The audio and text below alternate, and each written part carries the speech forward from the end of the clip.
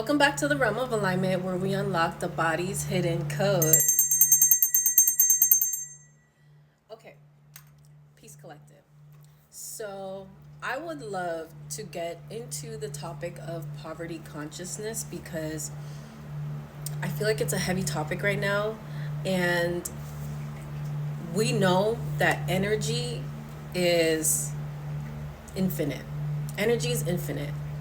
Money is a source of energy. So the fact that a lot of people are dealing with lack right now, and a lot of people are finding it hard to, cover their bills, or finding it hard to, go where they want to go or have what they want to have. It's not so much tied to the fact that you are incapable of making the money. It is poverty consciousness and lack mentality, which is tied to a source of feeling unsafe. Here's the thing. I used to believe that poverty consciousness stemmed from a lack of faith, and that you're not believing enough that you can make the money, or you're not believing enough that you deserve to have the money, and that's why it's not coming to you. What I recently learned, because I'm on this journey with you guys, is that poverty consciousness triggers the nervous system. It puts you in survival mode. And the reason why it does that is because receiving has always felt unsafe to you. Somewhere in your life you were taught that receiving felt unsafe. Somewhere in your life you were taught that receiving should only be transactional. Somewhere in your life you were taught that after receiving comes loss. We need to rewrite that mentality today, because none of that is true. Even though your body believes it to be true, the reality is you are capable of anything that you desire. That's why you desire it, because it's already yours.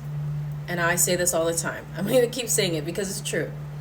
The problem is these are inherited beliefs. So they could have been passed down from, different generations in our families. It could have been from your mom's or your dad's side. And maybe they had that inherited belief instilled in them, and they unconsciously taught you that. So receiving felt unsafe from a very young age. And those perspectives became tied to your adult years and how you view money and how you view receiving, and your ability to do so.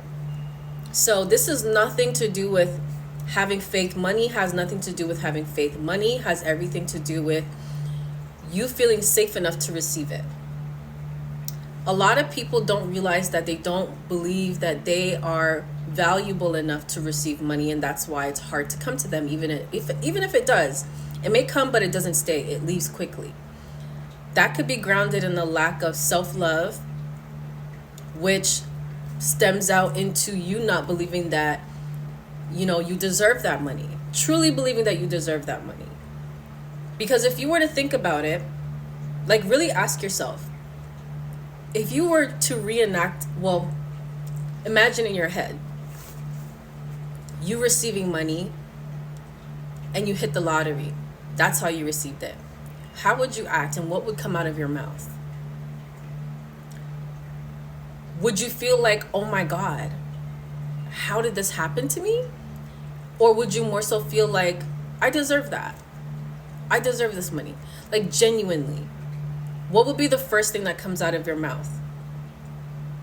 Would it be a state of shock, like, wow, like, why me? Or would it be more so a receiving type of energy, like, yes, that was meant to be mine, genuinely? And then you'll get to differentiate whether or not you really do value yourself on the level to say, I deserve to receive money. I deserve to have safety, to feel safe enough to receive, good things in life, abundance, prosperity. So then this starts to shape our nervous system. After we have these, lack and false beliefs installed into our subconscious mind. It's programmed into our subconscious mind. Then we start removing the level of safety, the layer of safety, and then now we're operating in survival mode. Now, when you're in survival mode can look like a lot of different things, a plethora of actions. So one of the ways that survival mode can show up in your daily life is functional exhaustion.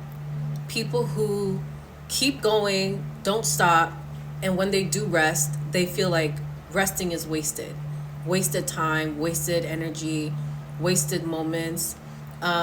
People who, when they do get a chance to sit back and have a good time, there's a guilt that follows up with that. People who are always busy but rarely satisfied. This is super, super common in women specifically. Not saying that it's not common in men. I would say a lot more women I have noticed will be in that type of energy, especially mothers. So the body cues in how survival mode, following the examples I've shared, can show up is a tight chest. A lot of women and men I've come across, had conversations with, I noticed personally, don't realize they're not breathing. Sometimes when you speak to people, you might find that there's a tenseness in their body and they may have trouble remembering to breathe. So a tight chest is another sign of survival mode. Another reality that can trigger survival mode is money coming in fast and leaves fast. And what it could look like is unexpected expenses, bills are always just manageable, and can't seem to get ahead no matter how hard you work. Heavy survival mode. The body cue that goes with these actions are a clenched jaw when spending or saving, and the belief is there's never enough and it won't last. I heavily resonate with this energy. And it feels so impossible to believe that there's any other way to do things when you're in lack mentally. It's been programmed in your subconscious mind. But it is insane how many people in this world already live in this reality and believe that it's normal, so they don't even question it. They just go along with it. Which goes back to number one, the functional exhaustion. Another way this can show up is difficulty asking for help. It looks like I'll just handle it myself, resenting others while refusing support, overgiving to avoid needing anything. Tight shoulders and braced posture is the body cue. And this follows up with the belief of needing help is dangerous and shameful. Okay, another way that shows up is emotional numbness and overreaction. What that looks like is feeling flat even when things improve, snapping over small things, trouble crying, then sudden emotional floods. The body cues are disconnected chest or buzzing nerves. The belief underlying this energy is it's not safe to feel and everything is stable until everything is stable. Always planning for the worst. Looks like running mental disaster scenarios. I'm sure a lot of us do this. Preparing for problems before they exist. Struggling to trust good news. The body cue is constant tension in the belly. And safety comes from vigilance, not trust, is the underlying belief. If you connect to one of those things, I do want to walk you through a somatic exercise that can help open you up to receiving. What I want to say to you is you living in survival mode isn't failure.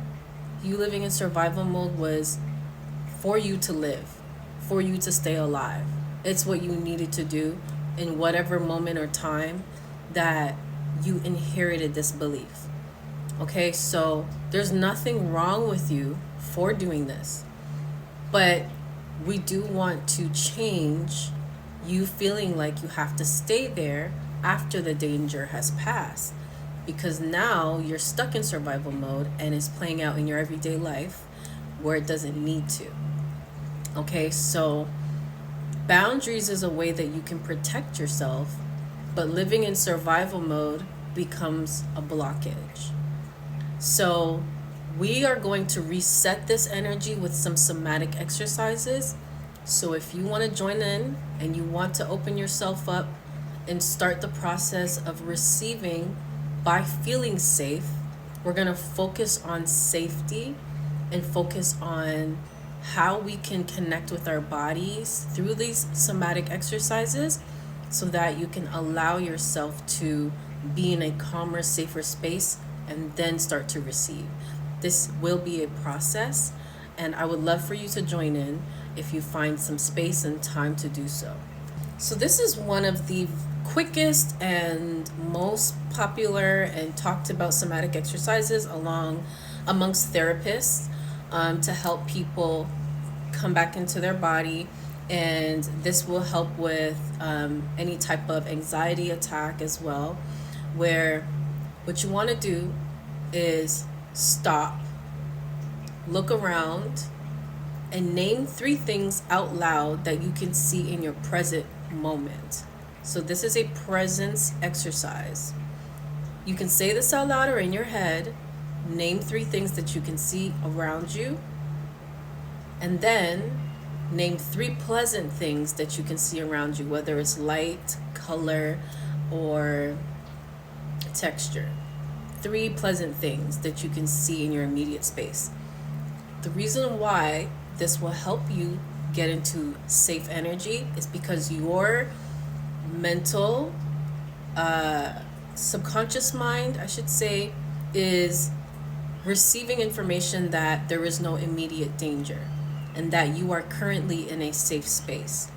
Because feeling safe in your body is not about just what you say out loud, because your body's already programmed to operate from, survival mode.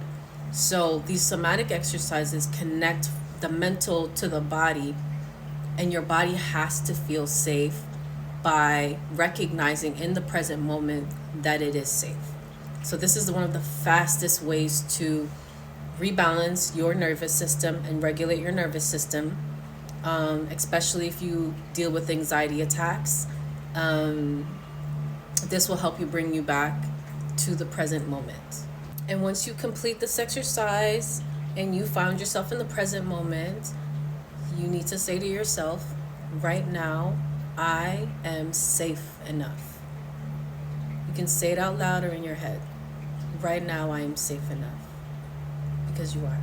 So the next somatic exercise that you can try, this is the emergency calm exercise. And you can do this discreetly, and it's just you using your breath. Okay, so what you're going to do is you're going to inhale for 4. 1, 2, 3, 4, and then exhale for 6. 1, 2, 3, 4, 5, 6. And you're going to do this about 5 to 10 times, okay? I'm going to show you what it looks like because it also involves you using your mouth while you're exhaling to help reset your breath and trigger your body into a calm state. So this is what it will look like.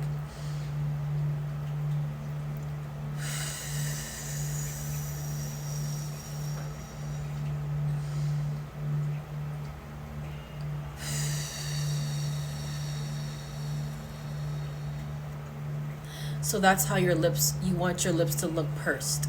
That's how you purse your lips. Okay? And you're going to do that for 6 seconds. Do this between 5 to 10 times. This is your emergency reset. If there is any somatic exercise that you run to, this should be the only one. If there's only one that you can do, go to this one, the emergency calm. Anytime you notice that your body is going into survival mode and being triggered into survival mode, or that unsafe feeling starts to come over you, okay? So this one is called the Containment Hold, where you'll place one hand on your heart and then another hand on your lower back. And this is going to help you with feeling safe, feeling contained, feeling protected. And as you hold your hands in these places, you want to gently apply pressure, and you can say this out loud or in your head: I am here with you and you are safe. Reassuring your body that there is no immediate danger once again. The containment hold is great for people dealing with grief or abandonment wounds. It helps reset your body and remind you that you are safe and that you are not abandoned and that you have yourself and you are safe within your body. Now, this somatic exercise are for my people who deal with clenched jaws. You might find that when you go to sleep at night, you wake up and your jaw is clenched, your teeth are tightly pressed together. That is a survival mode response from your body. What you want to do is to help release that tension is I'm going to give you two different types of exercises. This first one holds two in itself, and then there's a second one. This first one, you want to open your mouth wide like this and then release. And then you want to push your shoulders up really high, squeeze, and then drop. And you want to do each of those 3 to 5 times. Another exercise that you can do is you can do some gua sha.